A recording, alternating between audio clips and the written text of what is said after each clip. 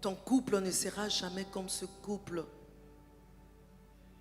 de monsieur X et de monsieur Y. Monsieur X travaillant dans une boîte de la place qui quitte la maison à 7h30 et qui revient tout bonnement à 15h, 16h.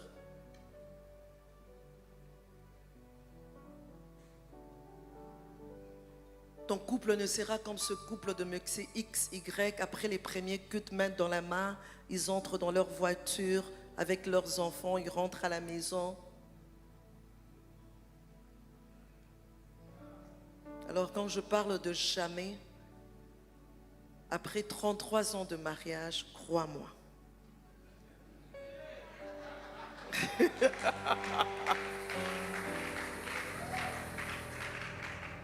Son travail lui prendra le 3/4 de son temps. J'aurais voulu qu'on me le dise. Le 3/4 de son temps. L'homme de Dieu. Je me souviens, on était en pleine fête. C'était le mariage coutumier de mon petit frère.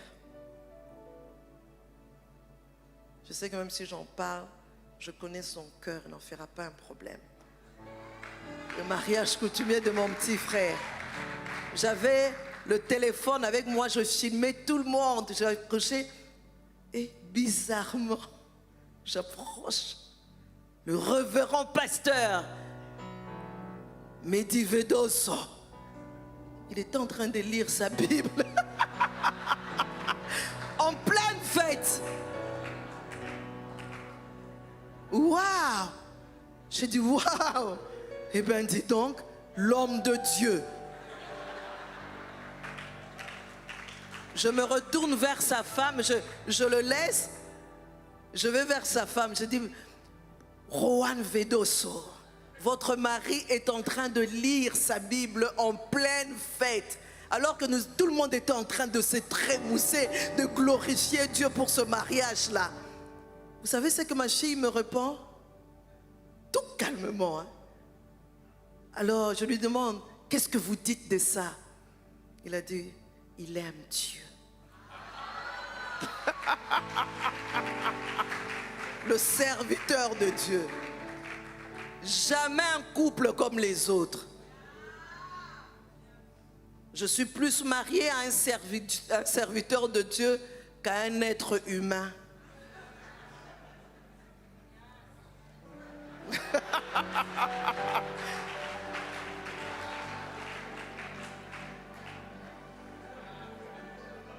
Il est plus serviteur de Dieu que mari. Le temps, apôtre, moi il faut me donner 1 heure. Il est plus serviteur de Dieu que mari. Les enfants et moi passons, j'ai peur de dire toujours, on a tenu souvent au second plan. S'il est à la maison, la plupart de son temps, tout tourne autour de la préparation d'une prédication.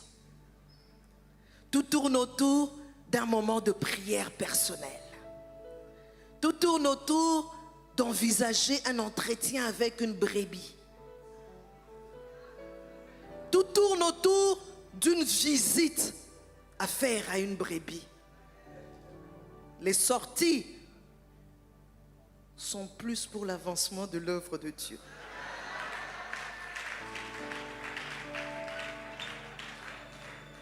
S'il faut sortir, mon mari est très en forme quand c'est pour l'œuvre de Dieu.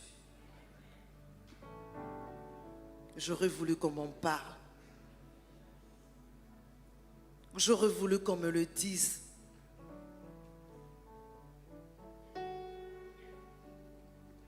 Côté relation amicale, familiale, il n'est presque jamais là. Je dois le couvrir. Ah, moi, on peut vraiment me donner prix Nobel des femmes qui couvrent leur mari comme il faut. Donc, je vais me présenter. On va vraiment me donner un prix.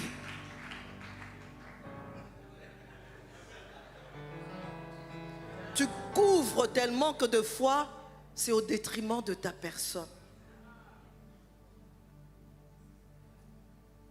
Quand toi tu veux,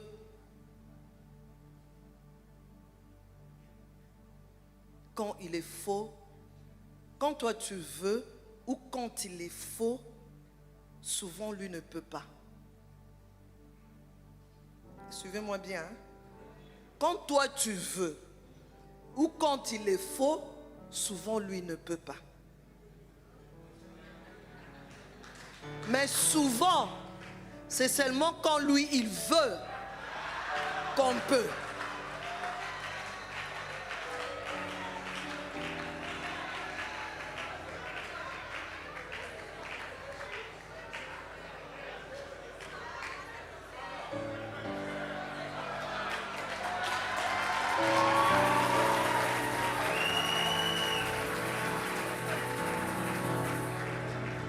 Maman Makoso, est-ce que je suis elle a plus d'expérience que moi.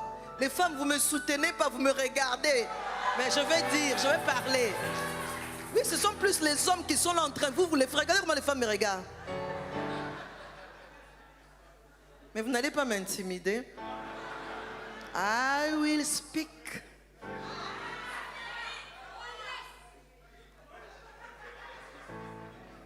Il faut différencier l'homme de son onction. Mais quand le faire, tu te perds à un moment donné. Vous avez vu le pasteur Bernard Dadier. Regardez comment il parlait. Le Seigneur! Je suis sur sa femme, disait, papa!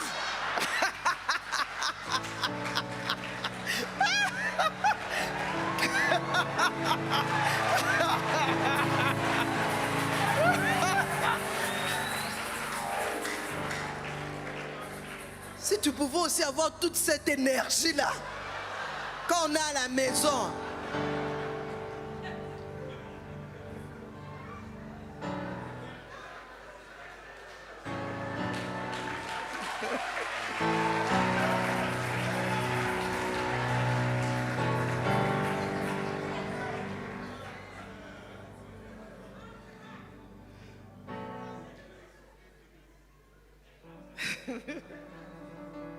Point C, j'aurais voulu savoir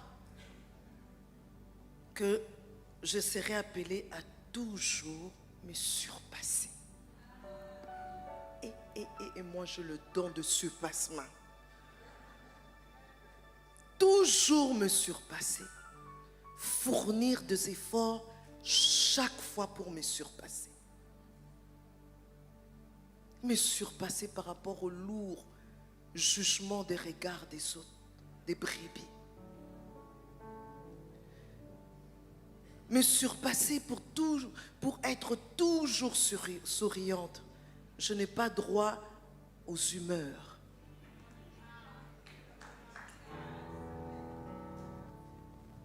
Me surpasser pour sourire en public, quand bien même je sais qui est qui.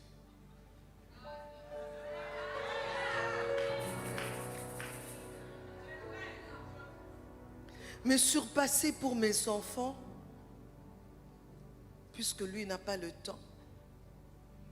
Le temps ne lui permet pas. L'homme de Dieu, tous ces éminents orateurs qui sont passés ici avant, ils nous ont fait comprendre que le ministère est lourd et pesant. Le temps ne lui permet pas. Alors, je dois me surpasser. Me surpasser pour mes enfants. Je dois doubler d'efforts pour bien veiller sur eux. Passer assez du temps avec eux. Les observer. Épingler ce qui ne va pas. Gérer le problème. Penser à tout. Veiller sur leur vie spirituelle. Et on se sent parfois seul.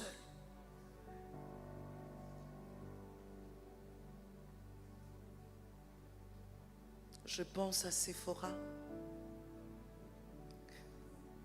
le grand Moïse. Séphora, Dieu a dit il faut qu'on rentre en Égypte. Ils étaient à Madian, il faut rentrer en Égypte. On emballe tout. Vous vous imaginez combien de recommencements moi j'ai eu dans ma vie.